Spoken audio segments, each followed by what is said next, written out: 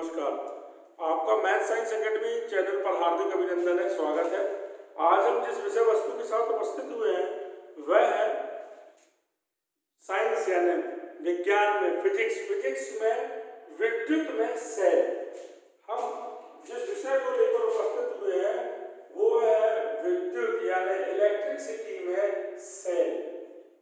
इसके पहले आप एक सामान्य चीज समझ लीजिए जो अभी यहाँ काम आने वाली है। हमने छोटी कक्षाओं में पढ़ा है और सामान्य जानकारी है, पानी में शक्कर भी घुलती है, नमक भी घुलता है। तो शक्कर भी घुलती है, नमक भी घुलता है का मतलब दोनों घुलने वाले पदार्थ हैं और पानी घोलता है। तो जो घुलते हैं उनको विलेय कहते हैं, जो घोलता है उनको विलायक कहते हैं। तो शक्कर और नमक विलेय हुए और पानी विलायक हुआ। इनको आपस में मिलाया तो वो बनने वाला जो नई चीज है उसको अपन विलयन कहते हैं। तो विलयन की परिभाषा है विलेय और विलायक के मिश्रण को विलयन कहते हैं। ठीक है ना। विलेय मतलब जो घुलते हैं शक्कर नमक, विलायक मतलब जो घोलते हैं पानी, और दोनों को मिला दिया तो विलेय और विलायक के मिश्रण को विलयन कहते हैं। अब विलेय दो प्रकार के होते हैं, विद्युत अपघट्य और विद्युत अनपघट्य। विद्युत अपघट्य इलेक्ट्रोलाइट एंड नॉन इलेक्ट्रोलाइट, विद्युत अनपघट्य ऐसे विलेय जिनके विलयन में धारा प्रवाहित हो जाती है, आवेश प्रवाहित हो जाता है, वो अपघट्य कहलाते हैं। जैसे नमक को आपने पानी में घोला और उसमें धारा प्रवाहित करोगे तो धारा प्रवाहित हो जाएगी। तो ऐसे विलेय जिनके विलयन में धारा प्रवाहित हो जाती है वो विद्युत अपघट्य कहलाते हैं। शक्कर को पानी में घोलोगे और धारा प्रवाहित करोगे तो धारा प्रवाहित नहीं होगी, विद्युत धारा। तो ऐसे विलेय जिनके विलयन में धारा प्रवाहित नहीं होती उन्हें विद्युत अनपघट्य नॉन इलेक्ट्रोलाइट कहते हैं। ऐसे विलायक दो प्रकार के मुख्य रूप से होते हैं, प्रबल और दुर्बल। जो तीव्रता के साथ घोलने की क्षमता ज्यादा रखते हैं वो प्रबल विलायक है, जिनकी घोलने की क्षमता कम होती है वो दुर्बल विलायक है।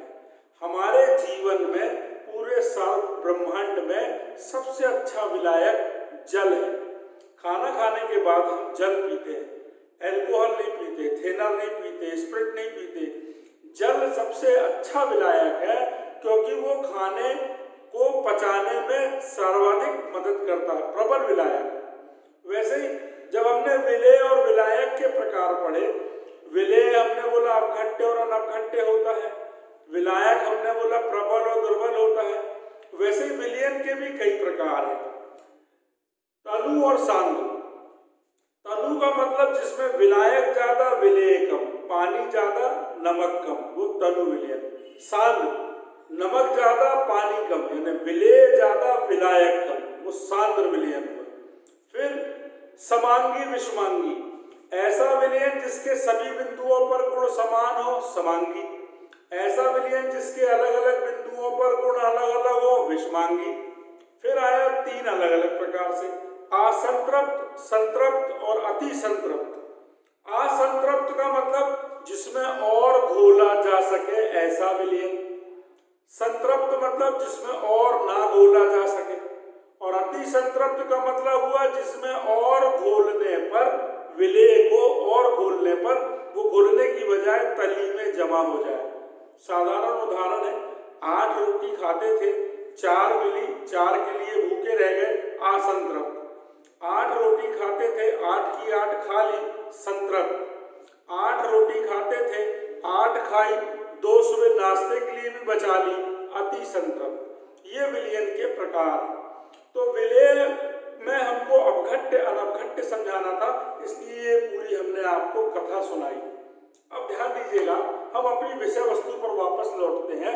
हमें यहाँ पर विद्युत अपघट्यों का उपयोग करना है, इसलिए हमको उतना पूरा पुराना जो आपको विस्तार से समझाया वो समझाना पड़ा। तो हम आते हैं सेल, विद्युत सेल, इलेक्ट्रिकल सेल। सेल के अंदर रासायनिक क्रिया होती है और रासायनिक से रासायनिक ऊर्जा उत्पन्न होती है और रासायनिक ऊर्जा को विद्युत ऊर्जा में बदला जाता है। तो वह यंत्र जो रासायनिक ऊर्जा को विद्युत ऊर्जा में बदलता है उसे हम सेल कहते हैं। सेल की ये परिभाषा हुई। वह यंत्र जो रासायनिक ऊर्जा को विद्युत ऊर्जा में बदलता है वह सेल कहलाता है। मूलतः ये दो प्रकार के होते हैं, अनुत्क्रमणीय सेल और उत्क्रमणीय सेल। अनुत्क्रमणीय सेल का नाम होता है प्राथमिक सेल और उत्क्रमणीय सेल का नाम होता है द्वितीयक सेल। प्राथमिक सेल मतलब जो रासायनिक ऊर्जा को विद्युत ऊर्जा में बदलते हैं और द्वितीयक सेल का मतलब जो रासायनिक ऊर्जा को विद्युत ऊर्जा में भी बदलते हैं और विद्युत ऊर्जा को रासायनिक ऊर्जा में भी बदला जा सके। कहने का मतलब ये नॉन चार्जेबल है, इनको दोबारा चार्ज नहीं कर सकते, लेकिन इनको हम दोबारा चार्ज कर सकते, दोबारा आवेशित कर सकते, इनका हम पुनर्उपयोग कर सकते हैं, इनका उपयोग नहीं कर सकते। जैसे उदाहरण देखें आप, वोल्टी सेल, लैग्रांजी सेल, डैनियल सेल, शुष्क सेल। शुष्क सेल हम टॉर्च में लगाते हैं, जब वो खत्म हो जाता है तो उसको फेंक देते हैं। और द्वितीयक सेल को हम कहते हैं उत्क्रमणीय सेल, जैसे सीसा संचायक सेल, नीफे सेल। इसमें रासायनिक ऊर्जा को विद्युत ऊर्जा में बदला, यानी सेल का उपयोग कर दिया। जब सेल का पूरी ऊर्जा खत्म हो गई, रासायनिक ऊर्जा पूरी विद्युत ऊर्जा में बदल गई, तो अपन ने उसको दोबारा चार्ज पे लगा दिया। आपने सुना होगा ड्यूरा सेल वगैरह नाम के सेल आ गए हैं जो चार्जेबल होते हैं, जिनको हम दोबारा आवेशित करके पुनः उपयोग में ले आते हैं। तो सेल के मूल रूप से दो प्रकार है, प्राथमिक सेल और द्वितीयक सेल। सेल होता क्या है ये समझना है आपको। इस बात का ध्यान रखना है कि सेल में क्या व्यवस्था की गई। तो सामान्य रूप से सेल का सबसे पहले अध्ययन किया गैल्वेनी ने।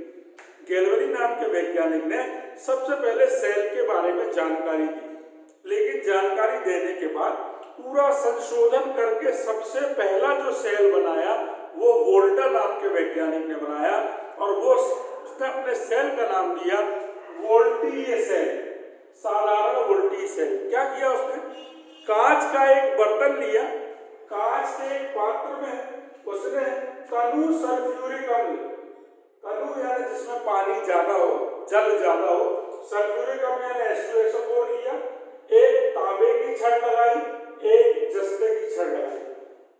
अब कांच का बर्तन लिया, तनु विलयन लिया, तांबे की और जस्ते की छड़ लगाई। मूल बात पे आते हैं, सेल में जस्ते की छड़ का उपयोग के बारे में गैल्वेनी बता चुके थे। गैल्वेनी ने बताया था, देखा था कि जस्ते का ऋण आयनों से विशेष आकर्षण होता है, इसलिए सेल में एक छड़ जस्ते की जरूर रखी जाती है।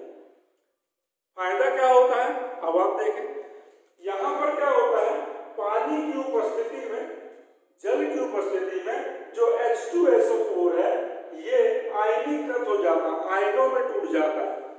H2SO4 H+ और SO4- आयन में टूट जाता है, धन आयन और ऋण आयन। किसकी उपस्थिति में, पानी की उपस्थिति में पहले से ही टूट जाता है। अब क्या होता है कि जो H+ आयन है ये हाइड्रोजन की तरफ जाता है, जो H+ आयन है ये इधर जाता है, इस पर तांबे की छड़ पर। यहां से ये इलेक्ट्रॉन ले लेता है और हाइड्रोजन परमाणविक अवस्था में बदल जाता है। दो हाइड्रोजन मिलकर हाइड्रोजन गैस बना लेते हैं।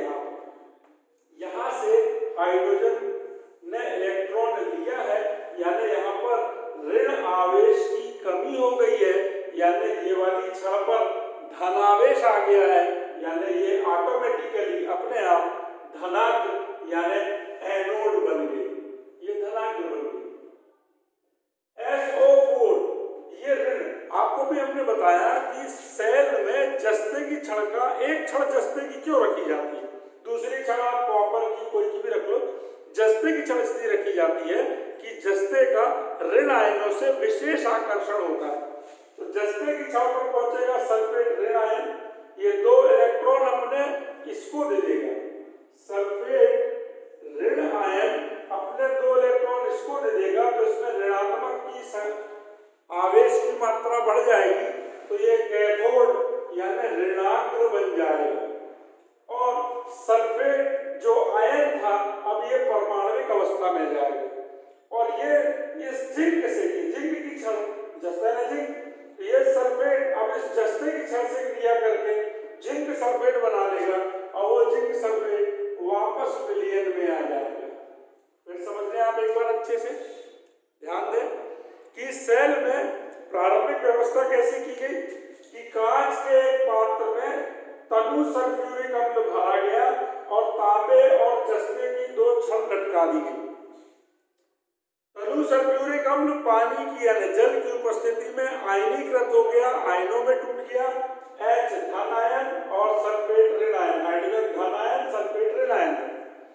सल्फेट ऋण आयनों का विशेष आकर्षण होता है जस्ते से, तो जस्ते की छड़ पर सल्फेट ऋण आयन पहुंच के वहां पर 2 इलेक्ट्रॉन अपने त्याग देगा और सल्फेट परमाणविक अवस्था में बदल जाएगा और 2 ऋण आयन उसने यहाँ पर त्याग दिए यानी इसको दे दिए, तो इस ऋण आयनों की संख्या बढ़ गई यानी ये ऋणाग्र बन गया, कैथोड बन गया।